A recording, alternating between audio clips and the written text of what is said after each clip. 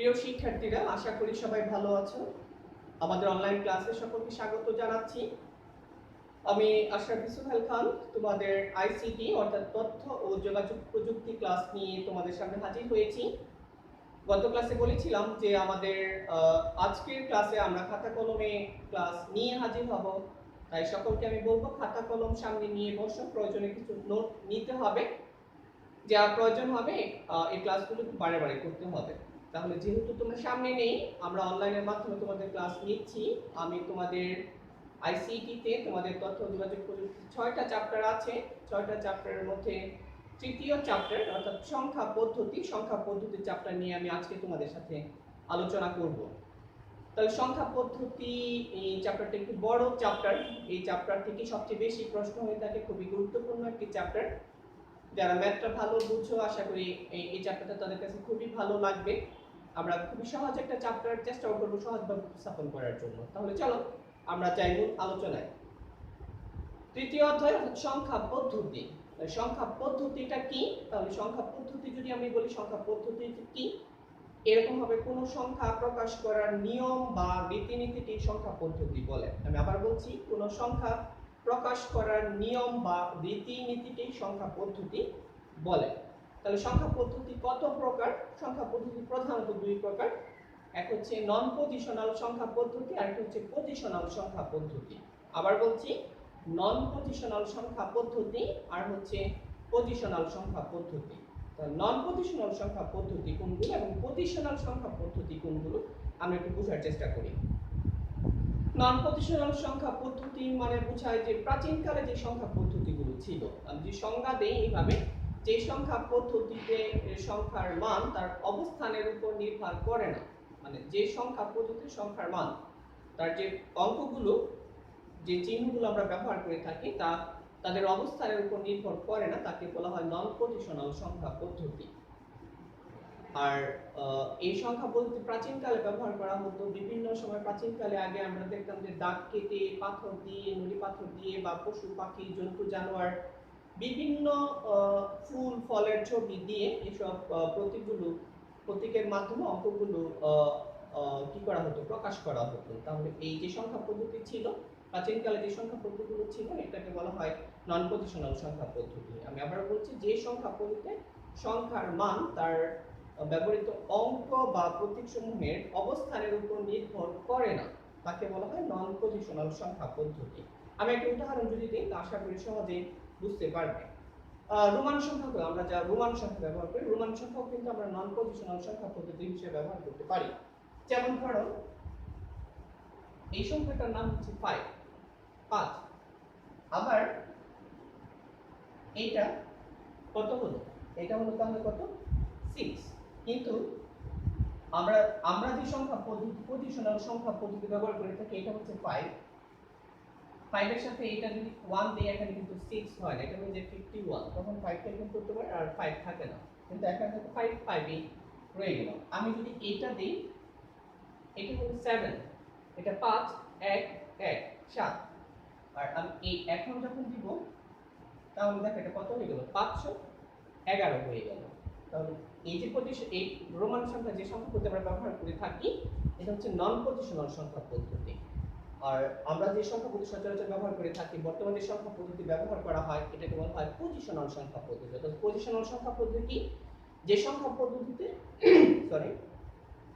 যে সংখ্যা পদ্ধতিতে সংখ্যার মান, যে অঙ্কগুলো ব্যবহার করা হয়, তার অবস্থানের উপর নির্ভর করে, তাকে বলা হয় সংখ্যা পজিশনাল সংখ্যা পদ্ধতি। যেমন 1, আমি যদি একটা শূন্য দিই, এটা 10, আরেকটা শূন্য দিলে 100, আরেকটা শূন্য দিই 1000, তাহলে কিন্তু 1 কিন্তু 1 থাকছে না, এটা 10 গুণ করে দেখো, প্রত্যেকটা 10 গুণ করে বাড়ছে। এটা 10 গুণ, এটা 10 গুণ 100, 100 10 গুণ হচ্ছে 1000, 10 গুণ করে বেড়ে যাচ্ছে। তাহলে আমরা বলতে পারবো যে সংখ্যা পদ্ধতি কত প্রকার? সংখ্যা পদ্ধতি হচ্ছে দুই প্রকার। একটা হচ্ছে নন পজিশনাল সংখ্যা পদ্ধতি, আর একটা হচ্ছে পজিশনাল সংখ্যা পদ্ধতি। প্রাচীনকালে যে সংখ্যা পদ্ধতিগুলো ব্যবহার করা হতো, তাকে বলা হয় নন পজিশনাল সংখ্যা পদ্ধতি। আমরা রোমান সংখ্যার একটা উদাহরণ দিয়ে বুঝিয়েছি নন পজিশনাল সংখ্যা পদ্ধতি।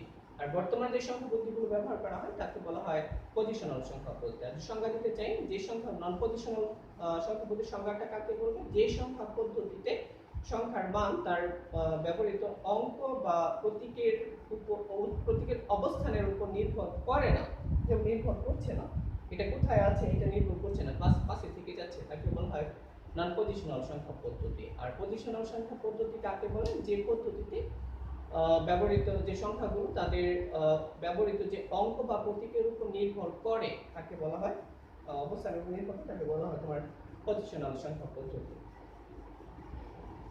এই পজিশনাল সংখ্যা পদ্ধতি নিয়ে আমরা মূলত আলোচনা করব। পজিশনাল সংখ্যা পদ্ধতি মূলত তাদের বেসের উপর নির্ভর করে, বেসের উপর নির্ভর করে পজিশনাল সংখ্যা পদ্ধতি অনেক প্রকার হতে পারে, কিন্তু আমরা সচরাচর ডিজিটাল ইলেকট্রনিক সার্কিট ব্যবহারের উপযোগীর জন্য পজিশনাল সংখ্যা পদ্ধতি আমরা 4 ধরনের সংখ্যা পদ্ধতিকে ব্যবহার করব।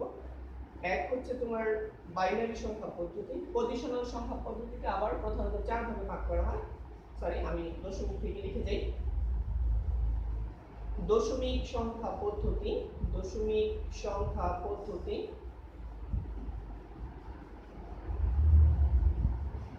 দুই হচ্ছে বাইনারি সংখ্যা পদ্ধতি, বাইনারি সংখ্যা পদ্ধতি, ডট ডট দিয়ে দিই আমি, অক্টাল সংখ্যা পদ্ধতি, অক্টাল সংখ্যা পদ্ধতি, এবং 4 হচ্ছে হেক্সাডেসিমাল, হেক্সাডেসিমাল, হেক্সাডেসিমাল সংখ্যা পদ্ধতি।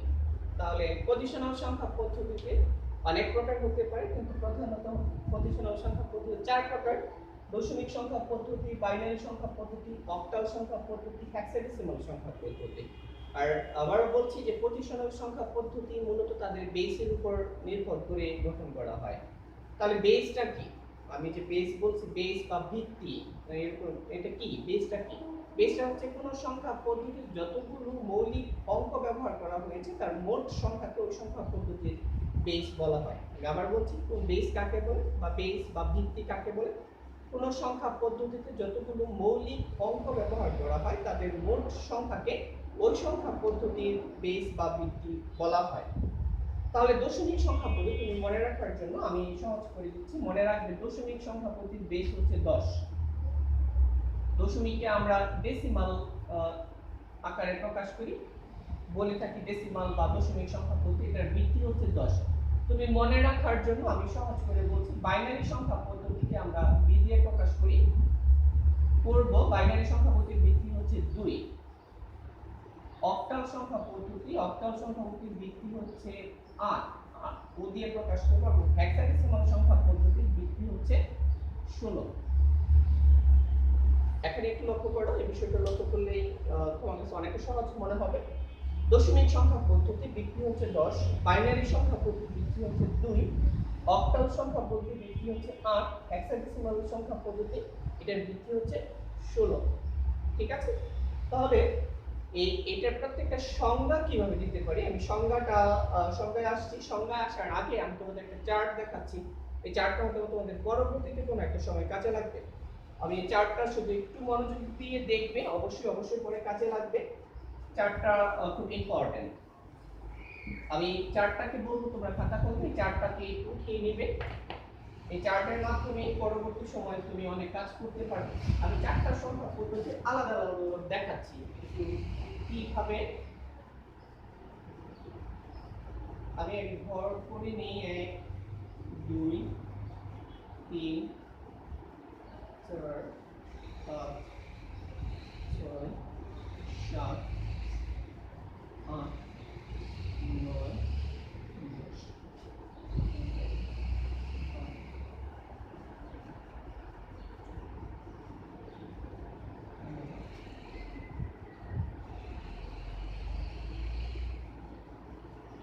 আমি 16টা ঘর এখানে টানলাম। আমরা প্রথমে ডেসিমাল, এটার ভিত্তি করলাম 10, বাইনারি এটার ভিত্তি করলাম 2, অক্টাল এটার ভিত্তি হচ্ছে 8, এবং হেক্সাডেসিমাল এটার ভিত্তি হচ্ছে 16। তাহলে দেখো আমি একটা চার্ট করি। এই চার্ট থেকে আমরা এটা সংখ্যা শিখবো, পার্থক্য শিখবো, বা সংখ্যা পদ্ধতিগুলো কি রকম হয় এটা সম্পর্কে একটা ধারণা নিব। ডেসিমাল সংখ্যা পদ্ধতি আমরা সচরাচর যে সংখ্যা পদ্ধতিগুলো ব্যবহার করে থাকি, আমরা যেটা সচরাচর ব্যবহার করে থাকি এই সংখ্যা পদ্ধতিকে বলা হয় যে ডেসিমাল সংখ্যা পদ্ধতি। তুমি বাজারে যে বা বইয়ে কাগজে কলমে ফুচকার দোকানে যেখানে যাচ্ছ যে ওই সংখ্যা পদ্ধতি, কোন সংখ্যা পদ্ধতি হিসাব করছে আমরা?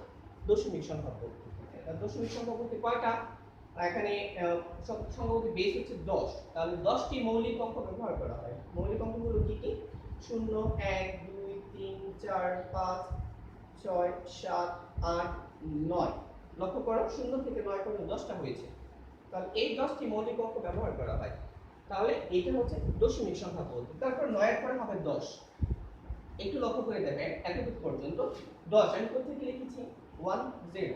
এটা এই 10টার ভিতরে আছে 1 1 মানে এক দুইবার 1 2 দেখো যে 1 প্লেটের ভিতরে আছে 1 3 1 4 1 5 যাই লিখি দেখো এই সংখ্যার ভিতরে আছে। আমি যদি লিখি যে মনে করো লিখলাম যে এত লিখলাম 87 4 5 7 এত লিখলাম তাহলে দেখো 457 এই যে 4 5 7 তাহলে বিষয়টা কি এই 10টি সংখ্যার ভিতরে এই সংখ্যাগুলো আছে। মৌলিক অঙ্ক আলাদা আলাদা হবে। তাহলে দশমিক সংখ্যা পদ্ধতি যদি সংজ্ঞা বলি কাকে বলে? সংজ্ঞা দশমিক সংখ্যার ভিত্তি কত? আমরা হচ্ছে 10। তাহলে দশমিক সংখ্যা কাকে বলবো? যে সংখ্যা পদ্ধতিতে 10টি মৌলিক অঙ্ক নিয়ে গঠন করা হয়। যে সংখ্যা পদ্ধতি 10টি মৌলিক অঙ্ক নিয়ে গঠন করা হয় তাকে দশমিক সংখ্যা পদ্ধতি বলে। আবার বলছি, যে সংখ্যা পদ্ধতিতে 10টি মৌলিক অঙ্ক নিয়ে সংখ্যা গঠন করা হয় তাকে দশমিক সংখ্যা পদ্ধতি বলে। আমি আবারও বলছি, যে সংখ্যা পদ্ধতিতে 10টি মৌলিক অঙ্ক নিয়ে সংখ্যা গঠন করা হয় তাকে দশমিক সংখ্যা পদ্ধতি বলে। তাহলে দশমিক সংখ্যা বলতে কোন কোন সংখ্যা 0 থেকে 9 পর্যন্ত এই 10টি মৌলিক অঙ্ক নিয়ে সংখ্যা গঠন করা হয়। বাইনারিতে আমি একটু পরে আসছি, এর আগে আমি একটু অক্টালে যাব। অক্টালের ভিত্তি হচ্ছে কত? 8। তাহলে 0 থেকে 0 1 2 3 4 5 6 7 দেখো 8টা হয়ে গেছে। তাহলে এই 8টি মৌলিক অঙ্ক নিয়ে সংখ্যা গঠন করা হবে। এর বাইরে যাবে না। তাহলে মনে রাখবে অক্টালে এরপরের সংখ্যা আমরা সচরাচর 8 এবং 9 এই দুটো সংখ্যা কিন্তু হচ্ছে না। তাহলে এরপরের সংখ্যাটা কি হবে? 8 এবং 9 হচ্ছে না। তারপর সংখ্যাটা কত হবে? 10। লক্ষ্য করে দেখো 10 এর ভিতরে আছে। তাহলে 10 11 12 13 14 15 16 17। তাহলে 17 এর পরের সংখ্যাটা 18। 18 কি হবে? 18 হবে না, কারণ 8 এবং 9 এই দুটো সংখ্যা অক্টালে হয়। তাহলে 18 হচ্ছে না, 19 হচ্ছে না, আবার কত হবে? 20 21 22 23 24 25 26 27 28 হচ্ছে না, 29 হচ্ছে না, আবার হবে 30 31 এরকম হবে। ধরো আমি তোমাকে লিখলাম 756। এটা কি একটা অক্টাল? এটা কি একটা দশমিক সংখ্যা? ভিত্তি দিয়ে আমরা বুঝবো হ্যাঁ এটা অবশ্যই একটা দশমিক সংখ্যা লিখতে পারি। কেন? 7 5 আর হচ্ছে 6 এর ভিতরে আছে, এই 10টার ভিতরে আছে। আবার আমি যদি বলি এটা একটা অক্টাল সংখ্যা হতে পারে, তুমি বলবে অক্টাল সংখ্যা হ্যাঁ হতে পারে। কিন্তু আমি এই সংখ্যাটাকে যদি এখানে ধরো আমি 8 দিয়ে দিলাম তাহলে কি এটা অক্টাল সংখ্যা হবে? তাহলে এটা একটা অক্টাল সংখ্যা হবে না। লক্ষ্য করে দেখো অক্টাল সংখ্যায় যেমন 7 আছে 5 আছে 8 কিন্তু অক্টাল সংখ্যায় ব্যবহৃত অঙ্ক না। 8 অক্টাল সংখ্যা ব্যবহার করা হয় না। তাহলে 8 সংখ্যাটা অক্টাল, এই সংখ্যাটা 786 মানে 758 সংখ্যাটা অক্টাল সংখ্যা হতে পারে না। কেন? কারণ এখানে 8 ব্যবহার করা হয়েছে। আবার এই সংখ্যাটাকে যদি বলি এটি দশমিক সংখ্যা, হ্যাঁ অবশ্যই দশমিক সংখ্যা, কারণ দশমিক সংখ্যা 7 5 8 সবগুলো অঙ্কই ব্যবহার করা হয়। তাহলে অক্টাল সংখ্যার সংজ্ঞা যদি আমরা আসি, অক্টাল সংখ্যা কাকে বলে? অক্টাল সংখ্যার সংজ্ঞাটা হবে যে সংখ্যা পদ্ধতিতে 0 থেকে 7 এই 8টি মৌলিক অঙ্ক নিয়ে সংখ্যা গঠন করা হয় তাকে অক্টাল সংখ্যা পদ্ধতি বলে।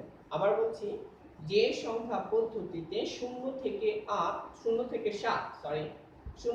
7 এই 8টি মৌলিক অঙ্ক নিয়ে সংখ্যা গঠন করা হয় তাকে অক্টাল সংখ্যা পদ্ধতি বলে। তাহলে আশা করি জাস্ট এইটা ছিল 0 থেকে 9 এই 10টি সংখ্যা অঙ্ক নিয়ে মৌলিক অঙ্ক নিয়ে সংখ্যা গঠন করা হয় তাকে অক্টাল পদ্ধতি বলে। আর তুমি শুধু এটা চেঞ্জ করে দিবা 0 থেকে 7। তাহলে যে সংখ্যা পদ্ধতিতে 0 থেকে 7 এই 8টি মৌলিক অঙ্ক নিয়ে সংখ্যা গঠন করা হয় তাকে অক্টাল সংখ্যা পদ্ধতি বলে। এবার চলো হেক্সাডেসিমালে কি করব আমরা? হেক্সাডেসিমালের ভিত্তি হচ্ছে 16। তাহলে 16টা মৌলিক অঙ্ক কি কি? 0 1 2 3 4 5 6 7 8 9। 10 মানে হবে a, তারপরে হবে b, তারপরে হবে c, তারপরে d, তারপরে e, তারপরে f। তাহলে আমরা সচরাচর দশমিকের 15 মানে হচ্ছে f। 10 মানে হচ্ছে এ, যদি বলে 13 মানে কত, দশমিকে 13 মানে হচ্ছে তোমার ডি। তাহলে দেখো 0 থেকে 9 আর এ থেকে 1 এই 16টি মৌলিক অঙ্ক ব্যবহার করা হয়েছে। তাহলে এই হেক্সাডেসিমাল সংখ্যা পদ্ধতির সংজ্ঞাটা ঠিক এইটার মধ্যেই হবে। সংজ্ঞাটা কি হবে, যে সংখ্যা পদ্ধতিতে 0 থেকে 9 এবং এ থেকে 1 এই 16টি মৌলিক অঙ্ক নিয়ে সংখ্যা গঠন করা হয় তাকে হেক্সাডেসিমাল সংখ্যা পদ্ধতি বলে। আমি আবার বলছি, যে সংখ্যা পদ্ধতিতে 0 থেকে 9 এবং এ থেকে 1 এই 16টি মৌলিক অঙ্ক নিয়ে সংখ্যা গঠন করা হয় তাকে হেক্সাডেসিমাল সংখ্যা পদ্ধতি বলে। এইবার চলো বাইনারিতে আসি আমরা। বাইনারি ভিত্তি আমরা কত দিলাম, বাইনারি ভিত্তি দিলাম 2। তাহলে বাইনারিতে কম্পিউটারের সচরাচর কম্পিউটার ভাষা যদি বলি কি, কম্পিউটার দুইটা মানে শুধুমাত্র বাইনারি ভাষা বোঝে, অন্য কোনো ভাষা কম্পিউটার বোঝে না, অন্য ভাষাগুলো বাইনারিতে কনভার্ট করতে হয়, রূপান্তর করতে হয়। তাহলে বাইনারির ভিত্তি হচ্ছে 2, দুইটা কি 0 এবং 1 এই দুটি মৌলিক অঙ্ক নিয়ে আসলে সব বাইনারি সংখ্যা গঠন করা হয়। এটার জন্য, এটা বোঝার জন্য তুমি মুখস্থ করা দরকার নাই, বিষয়টা একটু খেয়াল করে দেখো আমি কি লিখছি, 0 1 10 11 তুমি চারটা মনে রাখবে। আবার বলছি 0 1 10 11, তারপরে 10 এর 100, এখান থেকে 100 101 110 111, আবার তারপর হবে 1000। আমি চারটা, প্রথম চারটা মনে রাখবো 0 1 10 11, তাহলে কি করছি, তারপর 100 101 110 111, তারপরে কি হবে 1000 1001 1010 1011, তারপরে কি হচ্ছে 1100 1101 1110 1111। তাহলে আমি তোমাকে বলি 15 এর বাইনারি কত, 15 এর বাইনারি হচ্ছে 1111, ঠিক আছে। আবার যদি বলি 9 এর বাইনারি কত, তুমি বলবে 9 এর বাইনারি হচ্ছে 1001। 12 এর বাইনারি কত, 1100। এটা বের করার একটা নিয়ম আছে, সিস্টেম আছে। তারপর যদি এই চারটা তোমাদের একটু জানা থাকে, তোমাদের অঙ্ক করতে, পরবর্তীতে অঙ্কগুলো করতে তোমাদের জন্য সহজ হবে। তো 13 বাইনারি যেমন এমন, আবার 13 যদি হেক্সাডেসিমাল বলি, 13 হেক্সাডেসিমাল হচ্ছে কি ডি।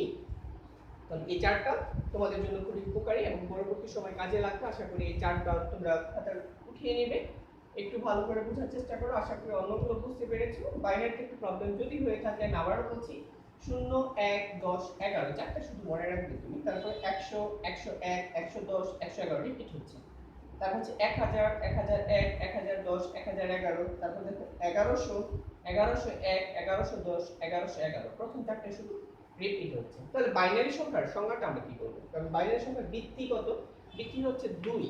তোমরা কিন্তু মুখস্থ করতে অবশ্যই যাবে না, জাস্ট ভিত্তি থেকে কিন্তু বুঝতে পারবে। তাহলে বাইনারি সংখ্যার ভিত্তি হচ্ছে 2। তাহলে এটার সংজ্ঞাটা আমি কি দিতে পারি, সংজ্ঞাটা হবে যেই সংখ্যা পদ্ধতিতে দুইটি মৌলিক অঙ্ক অর্থাৎ 0 ও 1 ব্যবহার করে সংখ্যা গঠন করা হয় তাকে বাইনারি সংখ্যা পদ্ধতি বলে।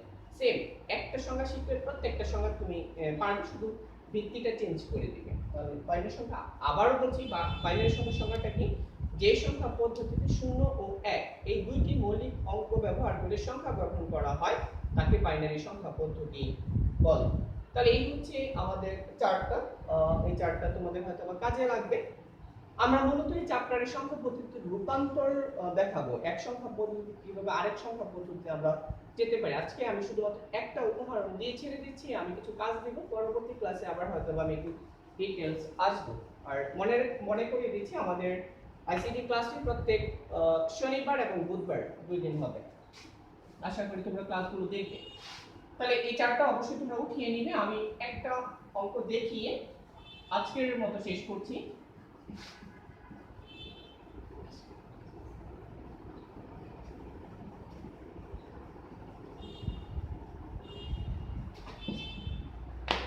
ধরো আমরা আবারও বলছি, এটা কিন্তু বিভিন্ন সংখ্যা পদ্ধতি রূপান্তর করতে হবে, এক সংখ্যা থেকে আরেক সংখ্যায় তোমাকে রূপান্তর করতে হবে। যেমন ডেসিমাল থেকে যদি আমি তোমাকে বলি বাইনারিতে রূপান্তর করো, ডেসিমাল থেকে বাইনারিতে রূপান্তর করো, আর ডেসিমাল সংখ্যা চিনব কিভাবে, এটা ভিত্তি থেকে আমাকে চিনতে হবে এটা কোন সংখ্যা পদ্ধতির কথা বলছে। 31 এইটা একটা দশমিক সংখ্যা, ভিত্তি থেকে বুঝবো এটা একটা দশমিক সংখ্যা, কারণ কেন, এখানে 10 আছে। আমি যদি বলি এটার বাইনারিটা কত হবে, তো শিখলাম 15 মানে যেখানে আছে 15 মানে 1111 তো 31 এটা বাইনারিটা কত হবে এটা বের করার বিভিন্ন পদ্ধতি আছে আমি একটা পদ্ধতি আজকে দেখাচ্ছি তাহলে এই এই সংখ্যাটাকে দশমিক সংখ্যাটাকে আমরা বাইনারিতে রূপান্তর করব তাহলে বলো তো এখানে বাইনারির ভিত্তিটা কত বাইনারির ভিত্তি হচ্ছে 2 তাহলে মনে রাখতে হবে দশমিককে যদি বাইনারিতে প্রকাশ করতে চাই বাইনারি যত ভিত্তি ওই ভিত্তি দিয়ে ভাগ করে দিতে হবে বাইনারি ভিত্তি কত 2 দিয়ে ভাগ দাও তাহলে কয়বার যাবে 15 15 তো বলে 30 অবশিষ্ট থাকে কত অবশিষ্ট থাকে 1 এই অবশিষ্ট একটা এখানে লিখে দিলাম এটা মাইনাস কিন্তু আমি লিখি নাই মানে অবশিষ্ট হচ্ছে 1 15 গুণে 30 অবশিষ্ট হচ্ছে 1 এই 15 কে দিব 15 কে আবার ভাগ দাও তাহলে 15 কে যদি ভাগ দেই আর একটু বেশি বলে রাখি যদি তুমি ক্যালকুলেটর করতে যাও 31 কে যদি 2 দিয়ে ভাগ দাও 2 দিয়ে ভাগ দিলে দেখো রেজাল্ট আসবে এরকম 15.5 তাহলে তুমি কি লিখবে এই 15টা লিখবে আর 0.5 মানে হচ্ছে এখানে 1 0.5 মানে 1 কি হবে 0.5 কে তুমি 2 দিয়ে গুণ দাও দেখো 1 আসবে ঠিক আছে তাহলে পরবর্তী সময় যখন আবার ভাগ দিবে দশমিক এই 15.5 কে কিন্তু দিব না আমরা কতকে দিব পূর্ণ সংখ্যা যেটা থাকে ওই অংশটাকে দিব 15 কে আবার 2 দিয়ে ভাগ দাও দেখো রেজাল্ট আসবে যদি ক্যালকুলেটরে দাও রেজাল্ট আসবে 7.5 তাহলে আমরা এইভাবে কিভাবে করব 7 গুণে 14 আর অবশিষ্ট থাকে 1 তাহলে এই 7.5 মানে হচ্ছে এখানে 1 আবার 7 কে দাও তাহলে 7 কে দিলে আসবে 3.1 সরি 3.5 আসবে তো 3.5 মানে 3 অবশিষ্ট হচ্ছে 1 3 কে যদি আবার দেই কয়বার যাবে একবার 2 কে 2 অবশিষ্ট থাকে 1 এই 2 কে আবার যখন দিব তো কতবার যাবে 2 এর মধ্যে কি এক ভাগ যাবে ভাগ যাচ্ছে না মানে যাচ্ছে না যেহেতু যাচ্ছে না এখানে যত আছে এটা এখানে লিখে দিই তাহলে এটার আমরা বাইনারিতে রূপান্তর করে ফেললাম তাহলে এর উত্তরটা কত হবে অতএব 31 যে সংখ্যাটা ছিল 31 নিচ থেকে এটা অবশ্যই মনে রাখতে হবে এটা নিচ থেকে যেতে হবে এখানে উপরে নিচে সব এক কিন্তু এটা উত্তর লেখার সিস্টেম হচ্ছে নিচ থেকে যেতে হবে তাহলে অবশিষ্ট যে সংখ্যাগুলো থাকে অবশিষ্ট সংখ্যার মাধ্যমে অবশিষ্ট সংখ্যা এখানে কত আছে 1 তারপর উপরে আছে 1 তারপরে আছে 1 তারপরে আছে 1 তারপরে আছে 1 তাহলে এই হচ্ছে 31 এর বাইনারি তাহলে 31 এর বাইনারি কত 31 এর বাইনারি হচ্ছে 11111 আমরা 15 পর্যন্ত লিখেছি এখন এত বড় চার্ট করতে সম্ভব না আমি তোমাকে দেই যে 245 এর বাইনারি বের করো তুমি কি 245 আমাদের চার্ট করা সম্ভব অবশ্যই সম্ভব না তাহলে আমাকে বের করার সিস্টেমটা কি এইভাবে 2 দিয়ে ভাগ করে যেতে হবে আর কিছু নিয়ম আছে আমি পরবর্তী ক্লাসে হয়তো বলবো কিন্তু মূলত পরীক্ষায় যখন করতে হবে বাইনারিতে রূপান্তর করো কিভাবে বাইনারিতে রূপান্তর করবে যে 31 এর বাইনারি রূপান্তর এটা অংশ হচ্ছে এটা আশা করি বুঝতে পেরেছো তাহলে আমি একটা কাজ দিয়ে দেই কাজ দিয়ে আজকে ক্লাসটা এখানে শেষ করি প্রথম ক্লাস এতটা পড়াশোনা করতে হবে না অল্প পড়াশোনা দিয়ে আমরা শুরু করি সারা বছর যেন অল্প অল্প করে সবসময় পড়াশোনার মধ্যে যেন থাকি আমি দিলাম 47 এটা কি দশমিক সংখ্যা এটাকে বাইনারিতে প্রকাশ করবে আরেকটা হচ্ছে